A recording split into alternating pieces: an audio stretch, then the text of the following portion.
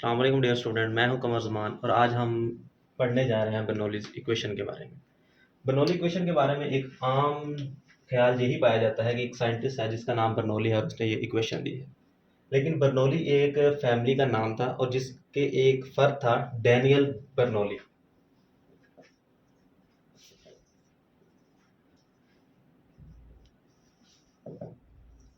उसने हमें ये एक इक्वेशन ड्राइव करके दी थी और उसने जो माइंड में रखा था वो था लॉ ऑफ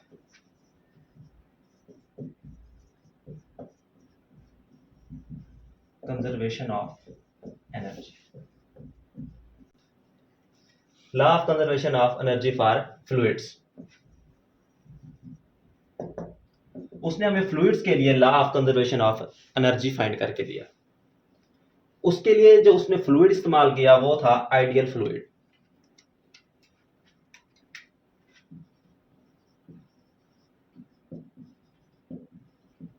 अब आइडियल फ्लूइड हमारे पास कौन सा है? आइडियल फ्लूइड की होती हैं 3 प्रॉपर्टीज।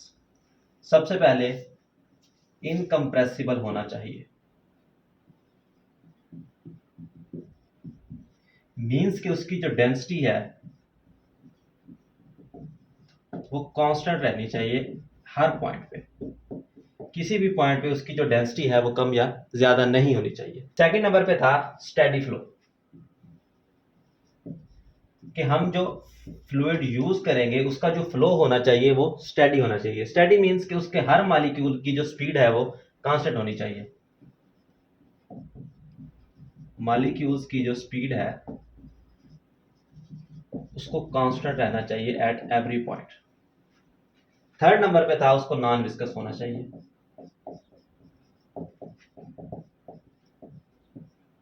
मींस कि उसकी जो विस्कोसिटी है या यूं कह लें कि उसका जो फ्रिक्शन है with the layer of fluids and with the wall of pipe वो 0 होना चाहिए। No friction with layers of fluid and pipe. ना तो उसकी कोई फ्रिक्शन हो पाइप के साथ और ना ही उसकी कोई फ्रिक्शन हो लिक्विड के लेयर्स के साथ। तो ये 3 प्रॉपर्टीज थी जो कि आइडियल फ्लूइड में होनी चाहिए और यही फ्लूइड हमने यूज करके बर्नौली इक्वेशन को ड्राइव करना है। अब हम आ जाते हैं डायग्राम पे। डायग्राम पे उसने एक पाइप लिया जिसका एक एंड, जिसको हम पॉइंट ए कहते हैं, और एक एंड जिसे हम पॉइंट बी कहते हैं। पॉइंट ए की हाइट पॉइंट बी की हाइट से डिफरेंट होगी। पॉइंट ए का प्रेशर पॉइंट बी के प्रेशर से डिफरेंट होगा। हम यहाँ पर एक ऐसी फ्लूइड की लेयर ले रहे हैं जिसको पीछे वाली लेयर एक पुश दे रही है या एक प्रेशर के साथ उस पर फोर्स डाल रही है, जिसके नतीजे में वो कुछ डिस्टेंस तय करती है, जिस डिस्टेंस को हम डेल एक्स 1 का नाम दे रहे हैं, और वो लेयर मूव करती है with the velocity v1। Same condition हम इधर यूज करते हैं कि अगर हम इसी फ्लूइड को इस जगह पर लें, इसका जो ओपनिंग है वो थोड़ा सा बड़ा है, इसका जो ओपनिंग है वो थोड़ा सा छोटा है, जिसकी वजह से जितना हमने फ्लूइड इतना लेना है उतना ही फ्लूइड हमने इधर लेना है। लेकिन इधर इसका डिस्टेंस थोड़ा है, इधर इसका डिस्टेंस ज्यादा है। वजह यह है कि इसकी यहाँ पर ओपनिंग क्लोज है, जिसकी वजह से फ्लूइड ज्यादा जगह ले रहा है। अच्छा, फिर आ जाते हैं प्रेशर पे। यहाँ पे प्रेशर इनवर्ड है, यहाँ पर भी प्रेशर इनवर्ड है। अब यहाँ पर एक इक्वेशन आती है, इक्वेशन ऑफ कॉन्टिन्यूटी।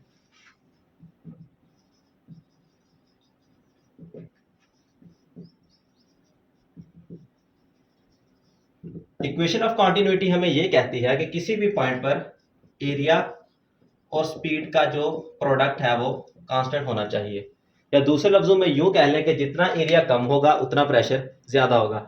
यहाँ पर एक कॉमन सा क्वेश्चन आता है कि अगर इसका एरिया ज्यादा है तो यहाँ प्रेशर कम होना चाहिए, इसका एरिया कम है तो इसका प्रेशर ज्यादा होना चाहिए।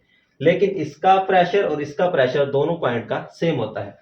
उसकी वजह यह है कि हमने इस पॉइंट का और इस पॉइंट का आपस में कोई कंपैरिजन नहीं कर रहे हैं। हम यहाँ पर ये ले रहे हैं, यहाँ पर ये जो हमने यूज किया है कि मॉलिक्यूल्स की जो स्पीड है वो कांस्टेंट होनी चाहिए। इक्वेशन ऑफ कॉन्टिन्यूटी इसके उल्ट है, लेकिन हम यहाँ पर स्टेडी फ्लो यूज कर रहे हैं। स्टेडी फ्लो हमें ये कहता है कि हमने सिर्फ पॉइंट ए को देखना है। पॉइंट ए पर जो भी मॉलिक्यूल होगा उसका जो स्पीड होगा वो कांस्टेंट रहना चाहिए। हमने इसको इसके साथ कंपेयर नहीं करना। इधर पे जो भी मॉलिक्यूल गुजरेगा उसकी स्पीड कांस्टेंट होनी चाहिए और इधर से जितने भी मॉलिक्यूल्स गुजरेंगे उनकी स्पीड कांस्टेंट होनी चाहिए। इन दोनों को आपस में हम कंपेयर नहीं करें। अच्छा जी, इसके बाद हम आएंगे इसकी मैथमेटिकल ड्राइवेशन पे कि हम इसका जो फार्मूला है वो ड्राइव करेंगे।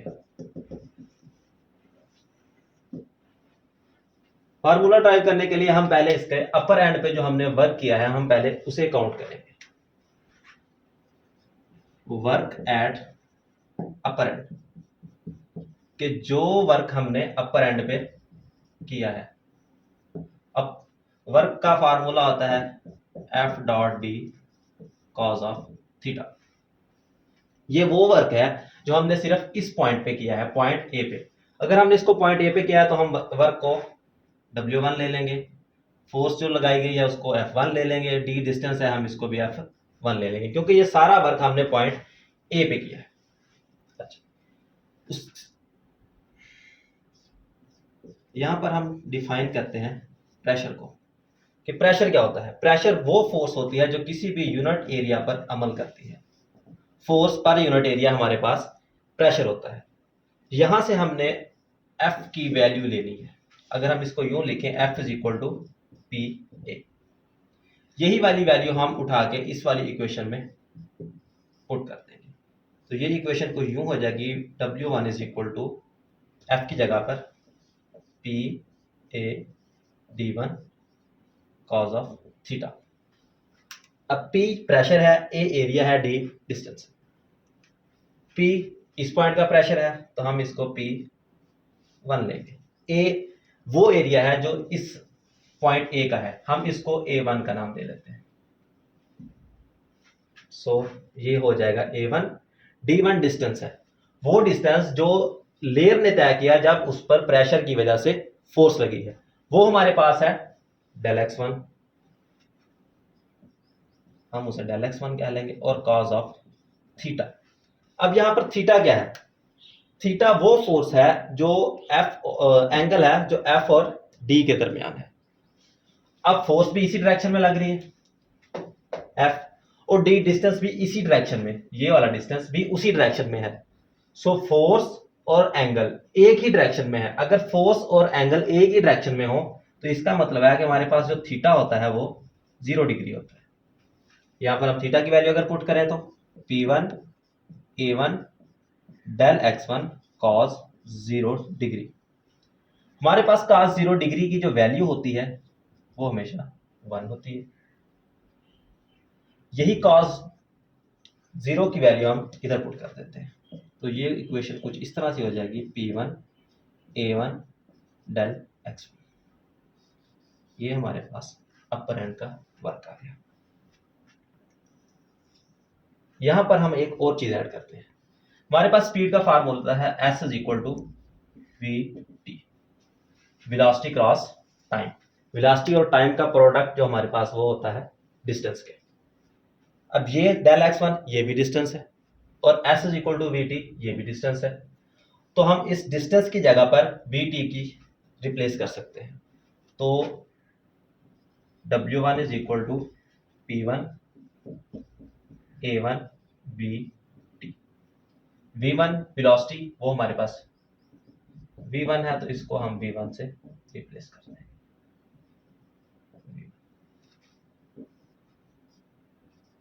ये हमारे पास वो वर्क आ गया जो हमने अपर एंड में किया। इसके बाद हम वो वर्क फाइंड करेंगे जो हमने पॉइंट बी पे किया।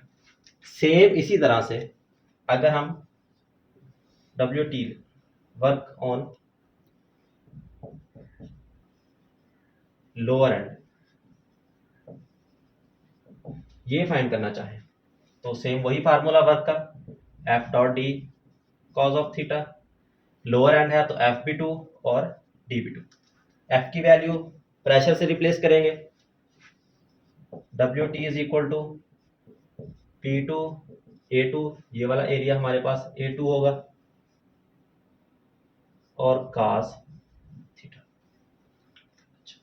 अब यहाँ पर हमने थीटा फाइंड करना है कि एफ और डी इन दोनों का आपस में कितना एंगल बनेगा।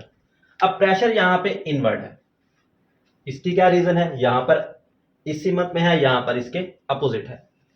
प्रेशर जो है इसके अगर हम एग्जांपल लेना चाहें, अगर हम किसी बॉक्स को पानी में फेंकें तो पानी हमेशा उस पर चारों तरफ से फोर्स लगाता है, इस एंड से भी, इस एंड से भी, इस एंड से भी और इस एंड से। इट मींस के फ्लूइड जो है वो हमेशा जो प्रेशर होगा उसको इनवर्ड लगाएगा। ये इनवर्ड डायरेक्शन बनती है, इसी तरह ये इनवर्ड डायरेक्शन बनती है। तो अब हमारी फोर्स की डायरेक्शन इस तरफ होगी और डिस्टेंस की डायरेक्शन इस तरफ होगी।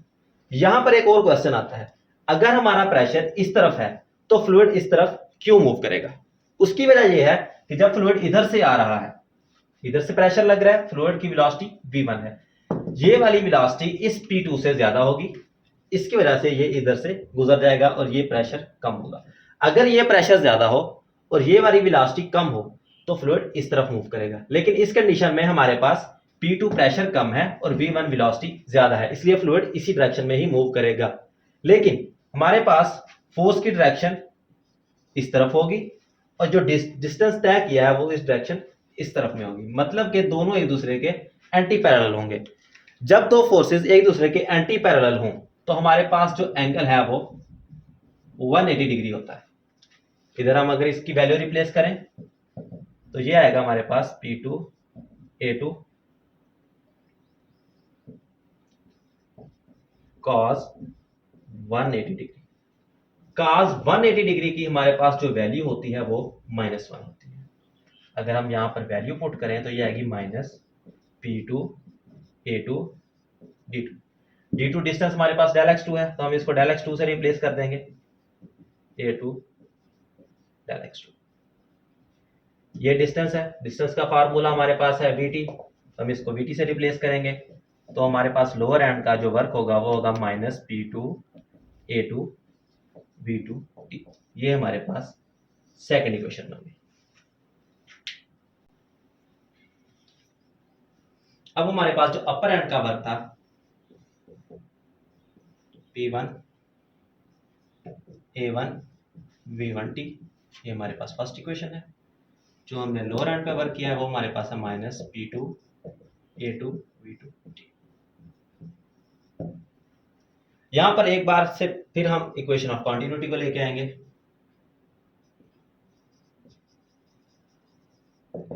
Equation of continuity, equation of continuity हमें यह कहती है कि एरिया और वेलोसिटी का जो प्रोडक्ट होगा वो हमेशा कांस्टेंट होगा। इधर हम अपनी तरफ से दोनों साइडों पर एक ही वैल्यू को मल्टीप्लाई करवा देते हैं, सेम वैल्यू को मल्टीप्लाई करवा देंगे तो कोई इशू नहीं होगा इक्वेशन पे। अच्छा जी, अब अगर हम इनके यूनिट्स की तरफ जाएं, एरिया का यूनिट हमारे पास होता है मीटर स्क्वायर, वेलोसिटी का हमारे पास यूनिट होता है मीटर पर सेकंड और टाइम का हमारे पास यूनिट होता है सेकंड। सेम इसी तरह से हमारे पास होगा मीटर स्क्वायर, मीटर पर सेकंड एंड सेकंड। सेकंड से सेकंड कैंसिल, इधर भी सेकंड से सेकंड कैंसिल। मीटर स्क्वायर को मीटर से मल्टीप्लाई करेंगे तो हमारे पास आ जाएगा मीटर क्यूब। अब मीटर क्यूब जो हमारे पास यूनिट होता है वो होता है वॉल्यूम का। मींस के हमारे पास ये जो सारा लिखा हुआ है ये हमारे पास इक्वल होगा वॉल्यूम के। इस सारे की जगह पर हम एक कांस्टेंट वैल्यू से रिप्लेस करेंगे जो कि हमारे पास होगा वॉल्यूम। अब हम इसी वैल्यू को, वॉल्यूम को अगर इनमें पुट करना चाहें तो हमारा जो अपर एंड का वर्क होगा वो कुछ इस तरह से बन जाएगा, P1V और लोअर एंड का जो वर्क बनेगा वो -P2 वॉल्यूम। अच्छा, अब अगर हम इस पूरे जो सिस्टम है इसका टोटल वर्क डन लें, टोटल वर्क डन, तो वो होगा work done at upper and plus work done at lower and. Upper and का वर्क हमारे पास है जी P1V, लोअर एंड का है जी -P2V, P1 minus P1V minus P2V। ये हमारे पास आ गया टोटल वर्क डन। V दोनों में सेम आ रहा है, हम इसको कॉमन ले लेंगे, P1 minus P2 into V। अब हमारे पास एक चीज होती है डेंसिटी रो, वो बराबर होती है मास पर यूनिट वॉल्यूम। अगर हम इधर से वॉल्यूम की वैल्यू लेना चाहें तो ये इस तरफ आगे मल्टीप्लाई होगा और ये इधर जाके डिवाइड हो जाएगा। तो हमारे पास जो वॉल्यूम की इक्वेशन बनेगी वो होगी m ओवर रॉ के। ये वाली वैल्यू हम उठा के इधर पुट करेंगे तो हमारे पास जो टोटल वर्क डन आएगा P1 minus P2 into m over raw के। तो ये हमारे पास फाइनल वर्क डन आ गया जो हमने इस पूरे सिस्टम पे किया है। अब हम आते हैं वर्क एनर्जी प्रिंसिपल की तरफ। Work energy principal, work energy principal हमें यह कहता है कि हम जितना भी वर्क करते हैं वो change in kinetic energy, change in potential energy या दोनों की शक्ल में हमें वापस मिलता है। अब अगर इस कंडीशन में देखें तो इसकी वेलोसिटी v1, इसकी वेलोसिटी v2, मतलब वेलोसिटी v1 से v2 में चेंज हो रही है और हमारी जो काइनेटिक एनर्जी है उसका फार्मूला होता है हाफ mv², मतलब कि वो वेलोसिटी पे डिपेंड करती है। अगर हमारा वेलोसिटी चेंज हो रहा है तो इट मींस कि हमारे पास चेंज इन काइनेटिक एनर्जी आ रहा है। Change in kinetic energy means कि जो हम वर्क कर रहे हैं वो हमारे पास चेंज इन काइनेटिक एनर्जी की शक्ल में हमें वापस मिल रहा है। अगर हम हाइट पे जाएं, हाइट h1, हाइट h2, ये हाइट ज्यादा है, ये हाइट कम है, मींस कि हाइट में डिफरेंस है। हमारा जो पोटेंशियल एनर्जी है mgh वो डिपेंड करता है हाइट पे। अगर हमारा हाइट चेंज हो रहा है तो इट मींस कि हमारे पास पोटेंशियल एनर्जी भी चेंज हो रही है। तो चेंज इन पोटेंशियल एनर्जी, इस केस में हम जो वर्क डन कर रहे हैं वो हमें काइनेटिक एनर्जी और पोटेंशियल एनर्जी दोनों की सूरत में मिल रहा है। तो हमारे पास जो वर्क डन होगा वो इक्वल होगा change in kinetic energy plus change in potential energy.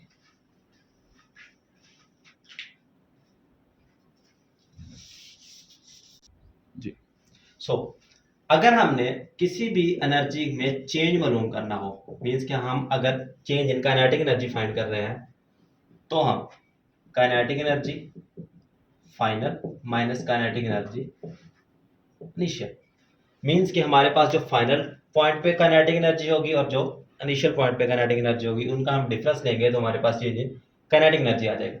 Final point हमारे पास बी पॉइंट है और इनिशियल पॉइंट हमारे पास ए पॉइंट है। इसे हम लिख सकते हैं half m2 v2² minus half m1 v1²। ये हमारे पास आ जाएगा चेंज इन काइनेटिक एनर्जी। इसी तरह हम अगर पोटेंशियल एनर्जी पे जाएं, चेंज इन पोटेंशियल एनर्जी, तो वो भी इसी तरह से potential energy at final point minus potential energy at initial point.